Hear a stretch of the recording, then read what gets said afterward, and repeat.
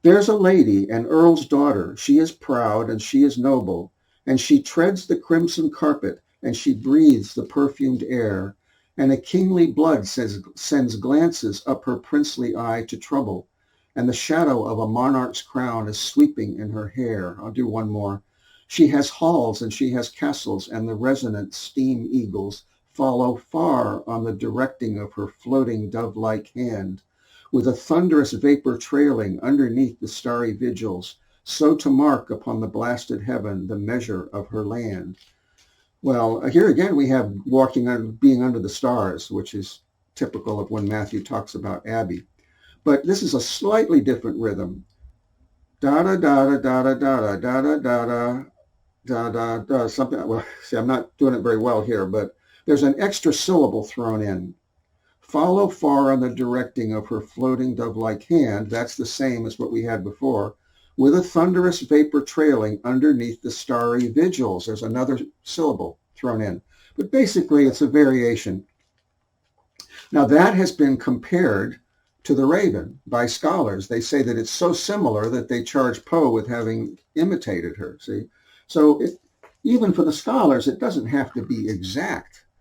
So here's the Raven, reading from the original, and this is a little fancier version, but this is Matthew's tribute to Abby, so he's going to really put his best into this.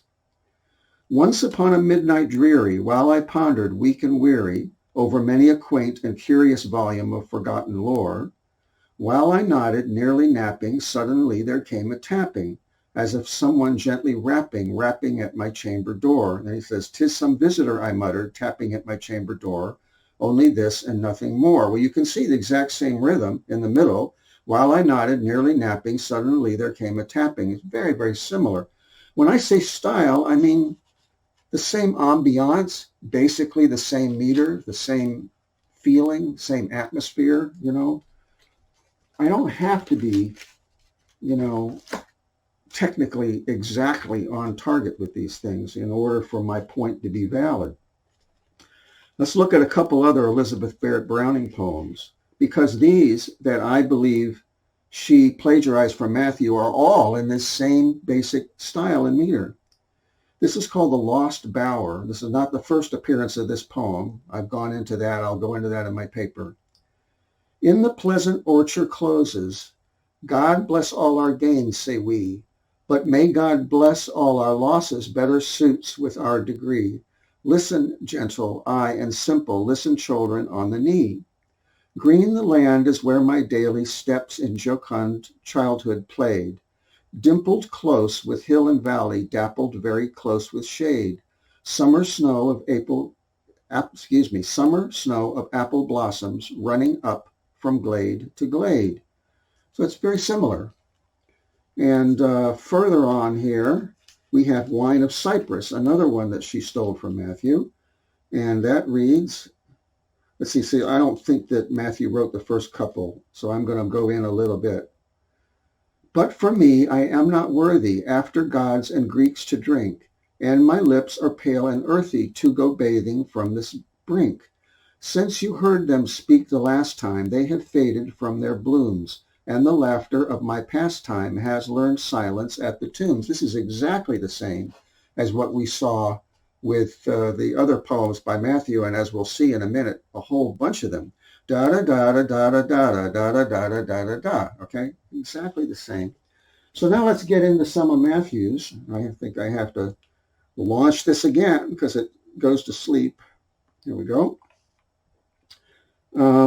So again, the might of words, which was written before the Raven was published, is what to man his greatness given, or the creeping things and birds, but the soul that in him liveth, and the glory of his words. Da da da da da da da da da da da da da. Okay, that's not scholarly, but that's what it is.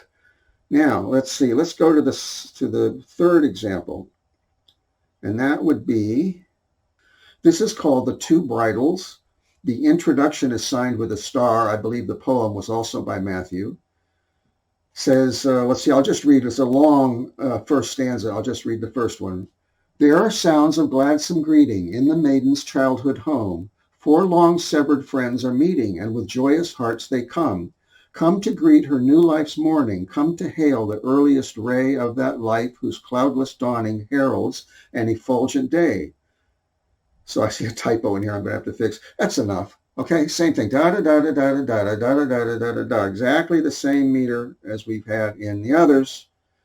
So let's continue, because, when you're making a point and somebody's being stubborn, what you do is give example after example after example after example, to drive the point home.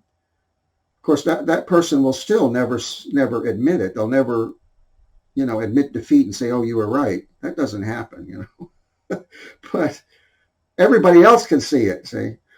Let's see. 5. This is the Portland transcript, April 21, 1849. To the wayfarer of life. Fainting on life's rugged mountains, parching mid its bitter fountains, give thine ear, sad pilgrim brother, to the greeting of my lay, and its close, chill folds unsealing, let thy heart breathe forth its feeling, opening to the touch of kindness like the flowers to the day. So conversing and rehearsing will beguile the dusty way. Very similar. I think there's another syllable added in there, maybe like Lady Geraldine's Courtship, but basically the same deal. Let's move on. If I can keep myself straight as to what number was what. That was 5, the way I've numbered them. This is 6. This writer is signing B. I think it stood for Bertram, and I think it stood for the main character in Lady Geraldine's Courtship, who was named Bertram. Mathew also wrote some poetry as Bertram. I think I might have one of those in here. This is written for the Boston Weekly Chronotype, the May 12, 1849 edition. It's rather timely because this is a satire against lynching. Okay, the Boston Weekly Chronotype was a radical anti-slavery paper. The editor, Elijah Wright, was a member of the American Anti-Slavery Association, I believe, prominent member. He was good friends with both of the Whittier brothers, and Mathew was encouraged to be as sarcastic as he wanted to be against these social ills. So I apologize for the N-word. It's in here. I'm going to read it as it's written. Hang him up. He's black and sooty. Hang a nigger when you can. 'Tis a pious Christian duty thus to show your love to man.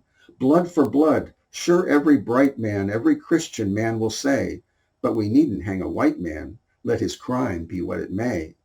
Let the white folks do the killing, murder to their heart's content. If convicted, we are willing to commute their punishment. But if blacks by wrong imbruted dare to do this dreadful thing, no, we'd not have them communited. Let the hated rascals swing. Okay, so same exact rhythm there. I have got to remember which number. That's B. That was 6. So now we're going into 7. This is back to the Portland transcript, the May 26, 1849 edition. This is called Give Me Music. Give me music, glorious music. Let its airy sweetness swell, till my soul and all my senses are enthralled within its spell. 'Tis a thing of wondrous power, for it danceth in each vein, till it paints the cheek with crimson and brings paleness back again. Hark, with what a wild tornado it leaps forth upon the air. With its trumpet voice of braveness it provokes the soul to dare. And my wildest aspirations all come rushing on again, till 1,000 burning wishes hold their revel in my brain. Okay, well, it's again, I was probably supposed to pronounce it. Da da da da da da da da da da da da da da. Okay? That was, what did I say? That was signed.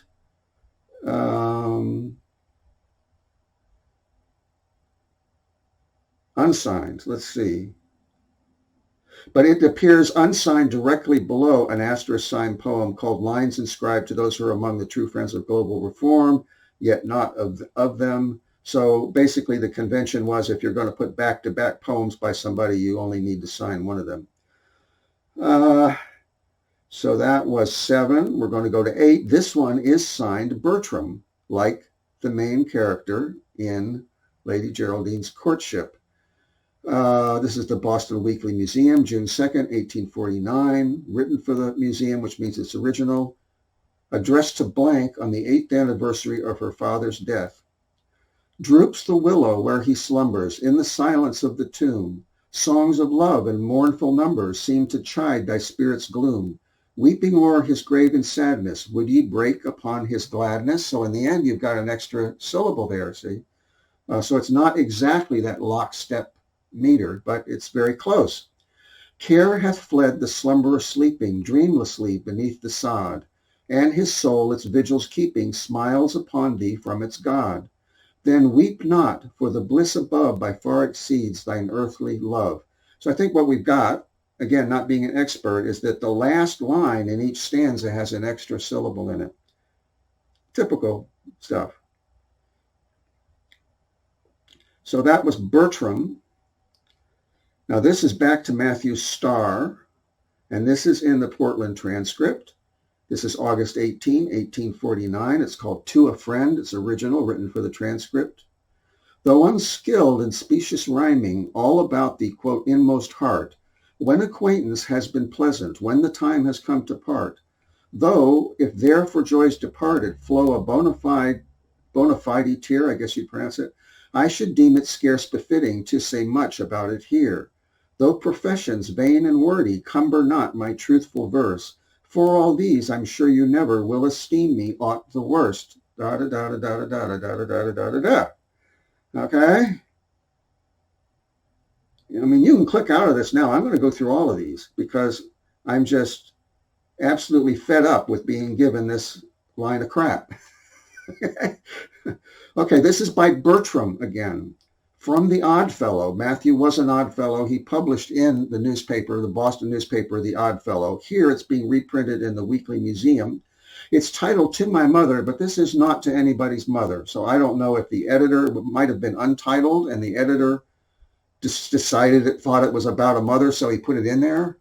I don't think Matthew would have titled it. He could have deliberately mistitled it, but this is to Abby in heaven.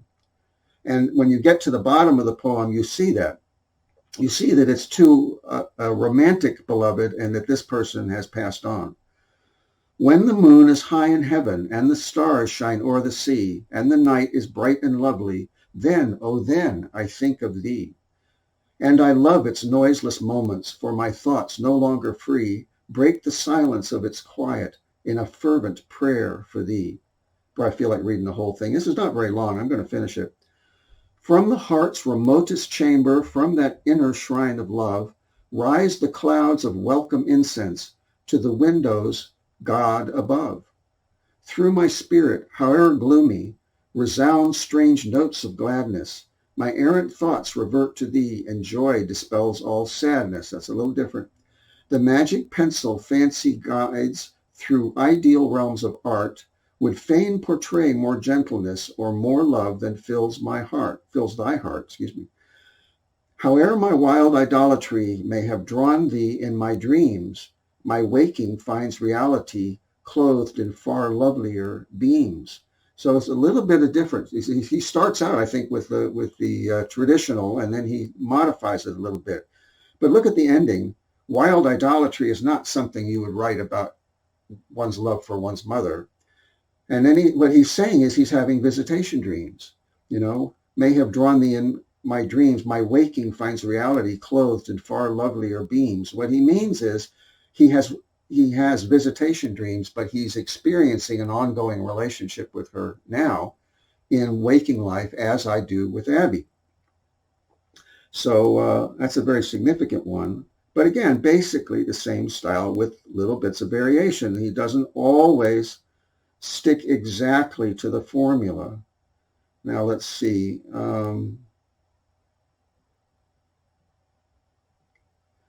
Now this is a very on-target example. Of course, it's written after The Raven was published, but this is May 15, 1852 in the Portland transcript. Written for the transcript, it's called Iorno, a fancy sketch. And this one, I don't know if it's possible. Let me see, if I turn this on its side, you may be able to see this. There we go. You see that the lines are not broken the way they have been in these other ones. They're basically two lines strung together the way one finds in the Raven. So if the technical objection is, oh, in the Raven, the lines were like twice as long, it's just an arbitrary way of getting it on the page. You know, you could take the Raven and break those lines in half, and it would look exactly like 12 of the poems I've just read to you. So this one reads, slowly moldering stood Iarno in its stern and gloomy pride, with a barren waste and trackless, and the sea on either side.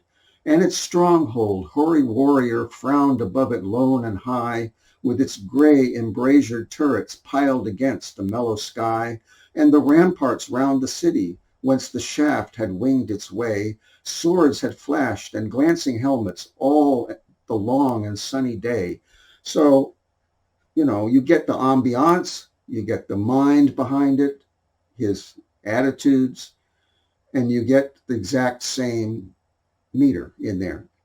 Slowly moldering stood Iarno in its stern and gloomy pride. Da da da da da da da da da da da da da. And we're not even halfway through here. Okay, I'm going to continue, you know, because, like I said, I'm like fed up. This is this is called The Two Offers. It's found in the Carpetbag, August 9, 1851 edition. Matthew had a financial interest in the Carpetbag. He was a behind-the-scenes member of the editorial staff, I believe. He contributed to it a great deal, most of which is under different pseudonyms, and nobody knows that it's his. This here is signed, is it signed? Snood. It was a one-off pseudonym. Matthew sometimes would just use one-off pseudonyms, not pseudonyms. There's a little introduction. Oh, okay. This is actually signed Trismegistus in the sense that she is writing to Trismegistus, rather, I pronounced it wrong. Matthew wrote in this paper as Trismegistus, but he had used that pseudonym back in 1828 for the New England Galaxy, and then again in 1835 for the New York Transcript, not to be confused with the Portland Transcript. So Trismegistus was not Benjamin Drew, as the editor said in his memoirs, and as scholars believe. There's so much to set straight here. But anyway, let's read the first couple stanzas.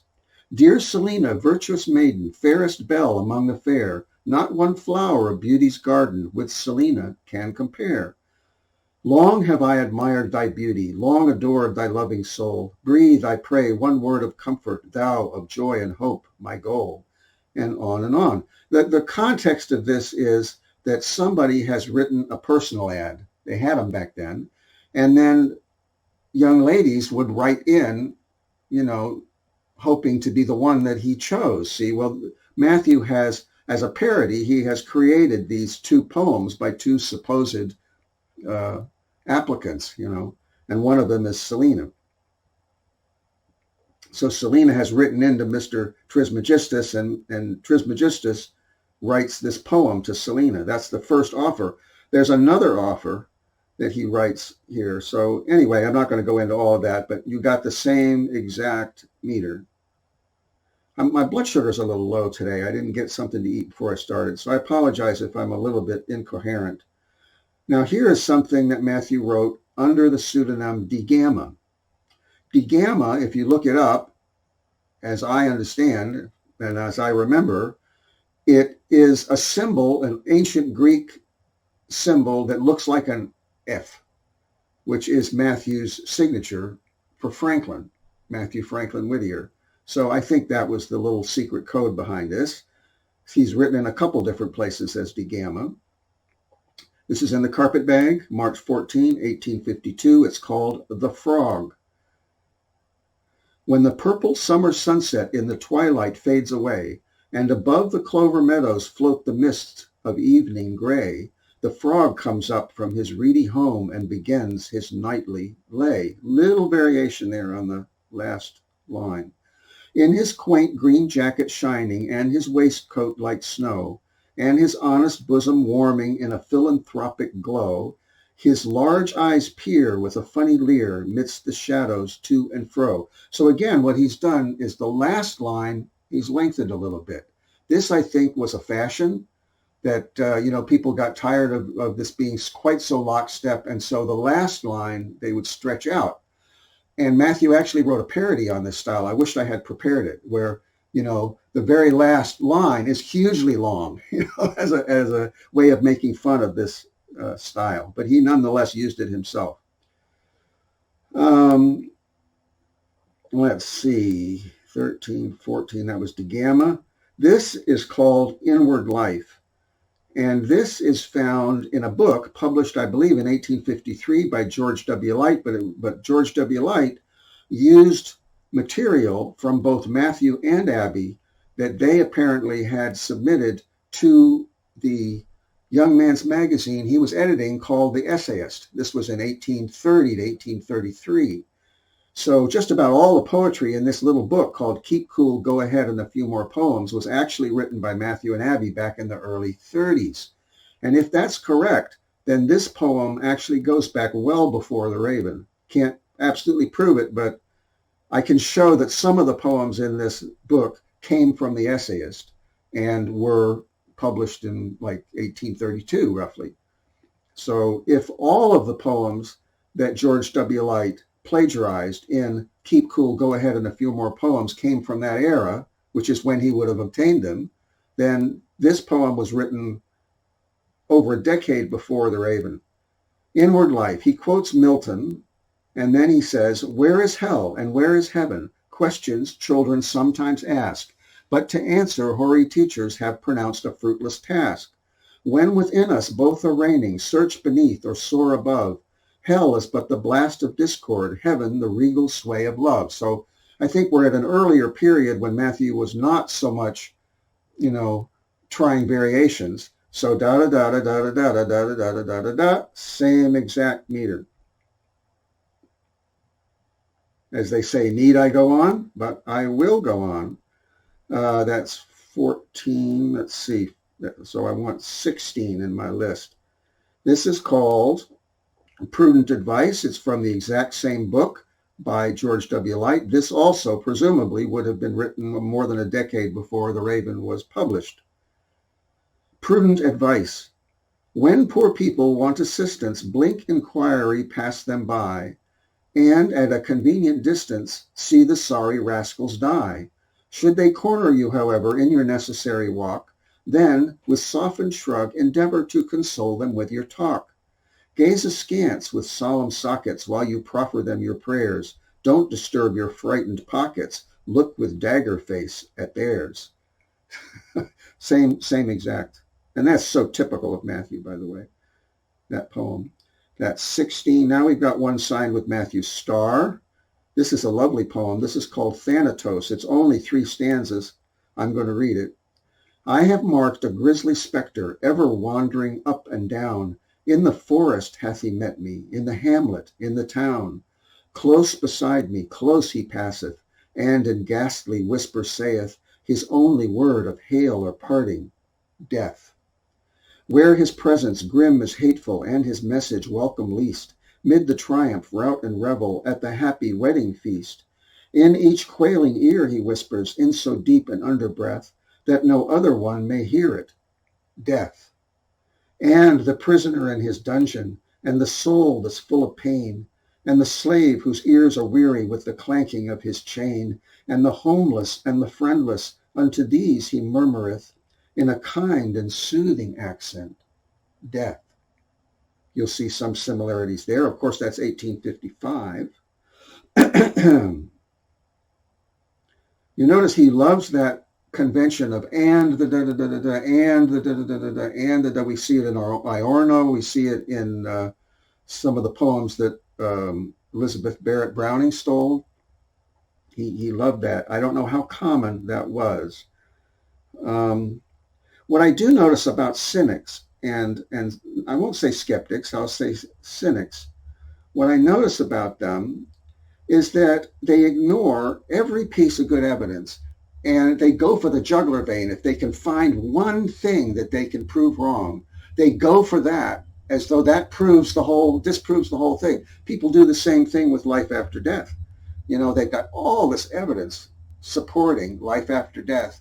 And if they can find one little thing to criticize, they'll just jump on that as though they have dismissed the whole business. Well, it's human nature, you know. So that's all the ones that were really on target. But then there's other ones that are similar, and I'm going to go through those quickly too, and then we're done. This is called For in Much Wisdom is Much Grief. It's in the Boston Weekly Museum of November 10, 1849. But it was originally published in the National Era, which was edited by Mathew's brother. And here is a little taste of that one. It's a wonderful poem. In a garret, forlorn and high, wearily gazing upon the sky, lingered a thoughtful and toil-worn one, scanning the march of the setting sun. Broad his brow, but his form was thin. Dark and sad was the soul within. Lofty genius the eye bespoke. Burning words from the pale lips broke. Want and sorrow and stern-faced pride in his garret stood side by side. Poverty, too, like a well-known guest, leaned with her gaunt hand on his breast. Day and night in his lonely cot, he felt their presence, but saw them not. And that's a long poem, beautiful poem. It also has to do with a spirit visitation. This second one is by Franklin. This is also in George W. Light's. And it's called Keep It Work. This is how I found that book by George W. Light, because this was signed Franklin in the Boston Chronotype. George W. Light never signed Franklin. He started publishing it under his own name in other papers after this first appeared in the Chronotype. Does a mountain on you frown? Keep it work. You may undermine it yet if you stand and thump its base. Sorry bruises you may get. Keep it work. Does misfortune's face look sour? Keep it work. She may smile again some day. If you pull her hair and fret, rest assured she'll have her way. Keep it work. So there's a refrain, a short refrain. Mathew prided himself on being original. He did not imitate other people, but he did charge Edgar Allan Poe with being an imitator.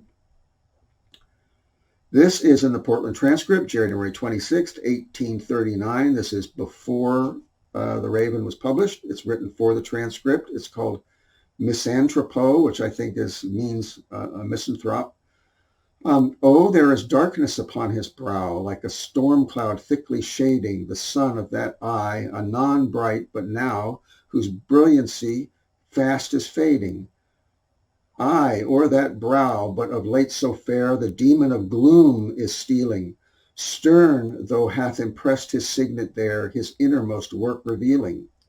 It is not time who hath dared assail with his all-effacing fingers, the sunken cheek so wan and pale, though its hectic flush still lingers. Nor is it the withering touch of age that his manly form hath wasted, and blotted the hours from life's broad page, which with buoyant youth had graced it. Similar, he's deviating somewhat. This is signed F. I just did that one. Sorry. This is also signed F. This is also in this early period of 1839 in the transcript, February 9, 1839. The Dying Minstrel. The minstrel's hour was come, and on his couch the dying man lay stretched in calm repose, his aged form wasted and shrunk, ill seemed fit tenement wherein so pure a soul as his might dwell, his high-arched brow, which still bore signs it had been noble, though old age had ploughed it deeply, and stern time had swept youth's freshness from it, was richly mantled by the reverent locks which loosely flung their covering over it, and so on. So a little different. Same ambiance, though, it's the same feeling tone, certainly. March 2nd, 1839, I recently read this, extracts from a poem on ambition. Dark spirit of the past, thee I invoke, forth from thy deep recess of hidden things, on which historic light hath never broke, and where black midnight all her darkness flings around oblivion's victims, slaves or kings. Thee I invoke, from thy vast dismal den, which time hath closed, break forth on dusky wings, revisit now the busy haunts of men, and ope the unseen, unshadowed past to mortal ken. Certainly the same ambiance as we see in Iorno and the other poems. Last one, Consolation, which I said is very much like the Beautiful, which has been mistakenly attributed to Edward H. Chapin. This is Portland Transcript, March 29, 1839. I've already read this, but it reads, "Oh, what in a world like this is found, when the once free heart is by sorrow bound, when the brightest joys have changed to gloom, and memory lingers at the tomb, when the fondest hopes lie buried there, and pleasures of youth have turned to care. Oh, what is found in a world like this to raise the soul to its former bliss?" Well, a little different meter, but you can see that the ambiance is very much the same. You can get a feel, I think, of the personality behind all of those poems. I mean, I would hope somebody can, besides myself. And, now you've heard all of those. Let's go back to the Raven. Let's go back to these two. I'll go in a little bit. Then into the chamber turning, all my soul within me burning, soon I heard again a tapping somewhat louder than before. "Surely," said I, "surely that is something at my window lattice. Let me see then what thereat is, and this mystery explore. Let my heart be still a moment, and this mystery explore. 'Tis the wind, and nothing more." Open here I flung the shutter, when with many a flirt and flutter, in there stepped a stately raven of the saintly days of yore. I'm emphasizing the meter a little bit. "Not the least obeisance made he, not an instant stopped or stayed he." Da-da-da-da-da-da-da, same. With variations, but basically the same. When I say that Matthew preferred the style that's the same style that's in the Raven, I am not talking nitpicky technicalities, okay? Now here's Lady Geraldine's Courtship. I'll move a little bit further into that. "I was only a poor poet, made for singing at her casement, as the finches or the thrushes, while she thought of other things. Oh, she walked so high above me, she appeared to my abasement in her lovely silken murmur, like an angel clad in wings." So there's an extra syllable thrown in here. Instead of "I was only a poor poet made for singing at her," it's "I was only a poor poet made for singing at her casement." Now there's one more little syllable thrown in there. Otherwise, it's the same, okay? And remember that this is really not identical in meter to the Raven, and yet the scholars and commentators were all up in arms at how similar it was. So, I rest my case. How long have I done this? Let's see, I don't know where the 44:53. Oh my gosh, that's long. I don't know. I would guess that not too many people watch these in their entirety. This one, you wouldn't need to read, to watch in its entirety. Clearly, I need to get a snack because low blood sugar and me are not friends, You really only need to watch about 5 or 10 minutes of this one to get the idea. I belabored the point specifically to show that I'm not just pulling this out of the air. I have studied a great many of Matthew's poems, and there's more than this. That I've just scratched the surface of Matthew's poems. And a great many of them are written in basically this meter with very much the same ambiance, the same mind behind it, the same mindset, same intelligence, same skill. I don't make this claim lightly. Now, what I need is objective, honest, fair-minded scholars to back me up on this. I'm sure I'm not wrong, but so far, I've only had a couple who really had an axe to grind, and I don't think no matter what I showed them would agree with me because the implication is very clear. And remember that I don't just have style comparison as evidence that Mathew Franklin Whittier was the original author of The Raven. The style comparison is the least of my evidence. you know, because you get here into the Raven, for example. Let's go back into the original here. I have to find it again. Here's the Raven. The ninth stanza, 1, 2, 3, 4, 5, 6, 7, 8, 9. Let me read this ninth stanza for you. Much I marveled this ungainly fowl to hear discourse so plainly, though its answer little meaning, little relevancy bore. For we cannot help agreeing that no sublunary being ever yet was blessed with seeing bird above his chamber door. Well, notice that rather interesting word, sublunary. That was not used all that often in the 19th century. Occasionally people used it. It only appears in one story by Edgar Allan Poe that I know of, and I think that he plagiarized that one as well, probably earlier from Matthew without even realizing whose it was.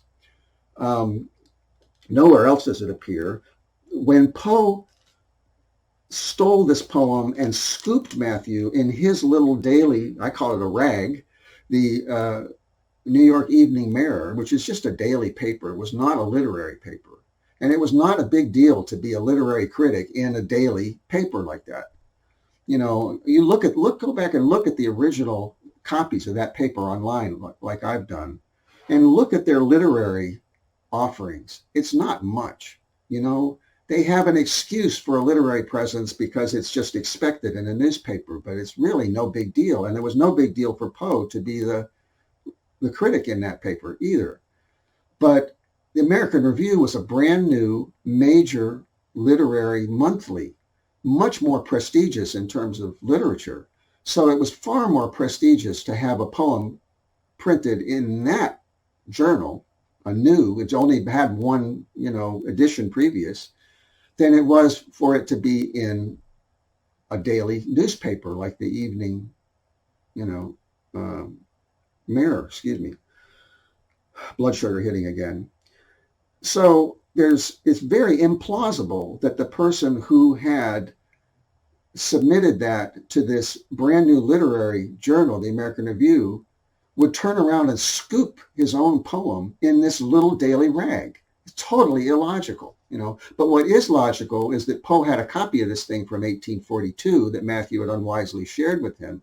And being a reviewer, he was privy to advance copies of things like the American Review. Seeing the poem in there, he knew he had to act fast. So he convinced his editor that he was the author, because there he has a handwritten copy of it, see? He says, well, I wrote this, and I'd like to go ahead and I have permission, he says, which is very implausible that he would ever have gotten permission to scoop this new journal, see? But he says, I have permission to publish this here in the Evening Mirror. And then he goes in and changes a couple things he doesn't like sublunary, which he changed to living human being. So in Poe's version, which he barely managed to scoop the review with, he writes, for we cannot help agreeing that no living human being, which actually runs better. Well, why did Matthew use sublunary? He used it because it was one of his favorite words. Now, I have a searchable database of over 2,300 of Matthew's works. The word sublunary shows up about 22 times in that legacy. He liked the word sublunary. And I feel from past life memory that had to have been something that was shared, that Matthew and Abby both loved. It means everything under the moon, everything on earth. See, instead of saying everything under the sun, you say sublunary. And of course, Abby loved the stars and the heavens. So it must have been one of their little inside jokes. Therefore, Matthew very often slipped in little tributes to his marriage and his relationship with Abby to keep her memory alive. So he used the word sublunary, one of his favorite words, in tribute to Abby because this was a poem about having lost Abby, see? So, but Poe didn't know that. So he took out one of Matthew's favorite words, which was a huge blunder in terms of detective work, It's a huge red flag that Poe took it out, but Matthew chose to put it in, see? And that's just one little clue. I've got like 20 clues, good clues, all pointing to the fact that Matthew was the original author and Poe brazenly stepped in and claimed it and scooped it knowing, I suppose, that Matthew's hands were tied, he could not come out publicly and challenge it because of the undercover work that he was doing.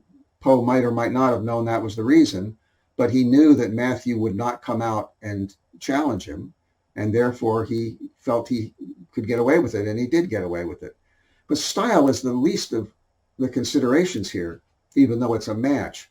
So my point is, when I bring up the style and the critic jumps on this with some little technicality, the cynic, he's not looking at all the evidence. He's not looking at the other 20 pieces of evidence.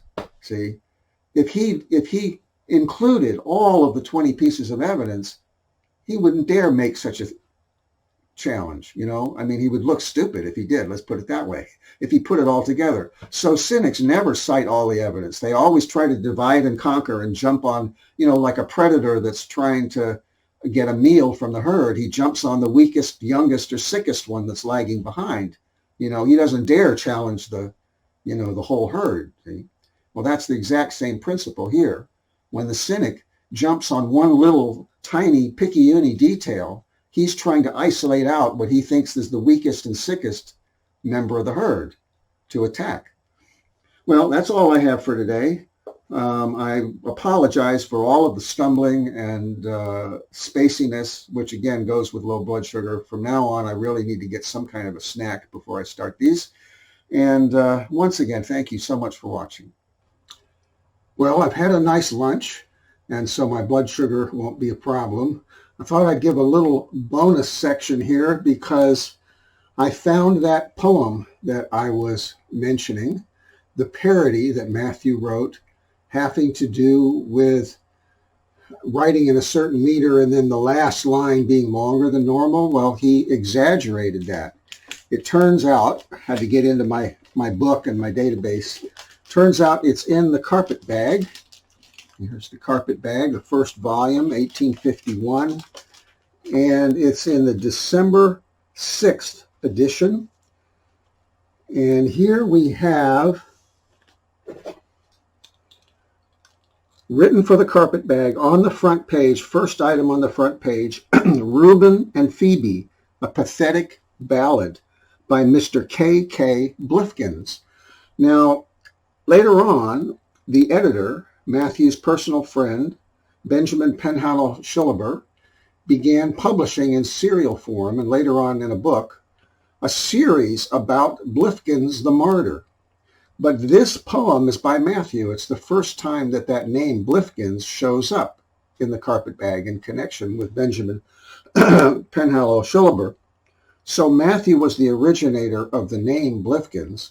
And I have extrapolated from a great many clues that this series, Blifkins the Martyr, was based on, however loosely, stories that Matthew had told his friend Shillaber privately about his, like, arranged, unfortunate second marriage. So we'll be seeing Jane Vaughan Whittier's grave at some point here in this series. It's only about 5 minutes away. I think it's that way. I get turned around.